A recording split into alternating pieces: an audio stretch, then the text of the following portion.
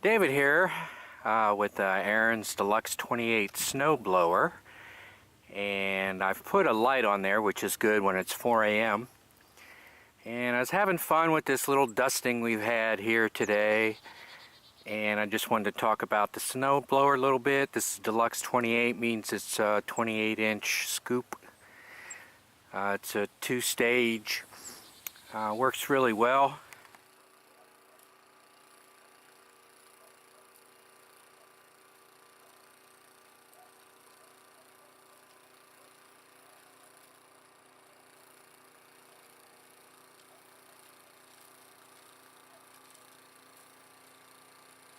I put some modifications on there, but the only one I left on was the light.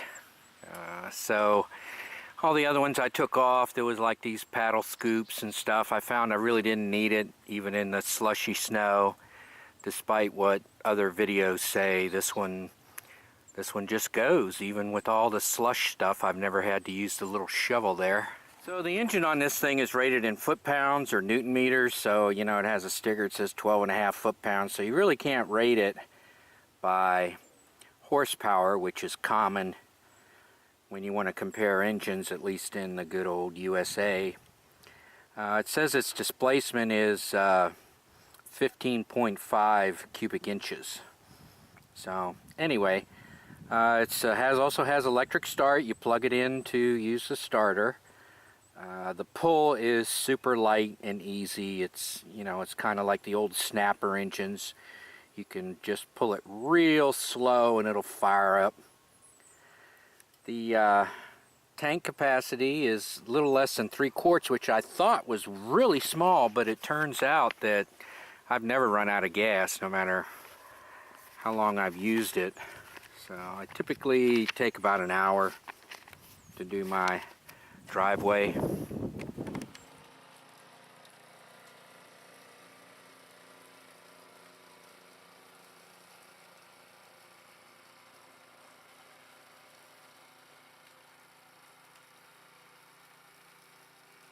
So if you've never operated a snowblower before, it takes a little while to get used to. This is the clutch. It moves it forward. This is fast. This is reverse, slow reverse, and then different speeds where that's the maximum. This operates the chute. If you're blowing into the wind and you don't want it in your face, you want the chute to be down. That's about the only time I put it down. Most of the time it's up all the way. Was that even in the shot? I don't know. So there's down if you're blowing in the wind so it's not in your face. Any other time I just leave it up. Alright, what other controls do we have here? This operates the augers.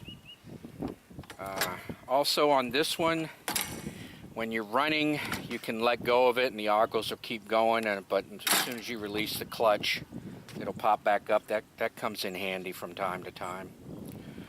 Also, this one is nice in that the wheels aren't locked together. So in other words, you can turn it very easily and you're not fighting it. Some of the cheaper units don't have that feature on them. So I'm going to start it up real quick and show you how super easy it is to get this thing going. So the procedure is pretty simple. Check the gas and oil, turn the fuel on, set it to choke. I don't need to do that, it's been running. You set your throttle, which is the gray switch here, to run or max. Prime it if you have to. Turn the ignition on, give it a pull. I've been very happy with the performance. This is a good size for what I need to do. Let me show you my driveway real quick. So I'm having some work done there. That's not my equipment, but you can see the driveway length. It's a pretty good size. You know, getting old and fat. I'm not going to shovel that anymore. And you can see how much I enjoy it. I just even keep plowing pass through the yard just to watch the snow blow. So if that's silly, then it's silly. Oh, that's my neighbor's house. Hi, Brian. So anyway, got a pretty good sized yard. No, I'm not going to blow it all, but I did go in the back. Anyway, let me show you some video of it working.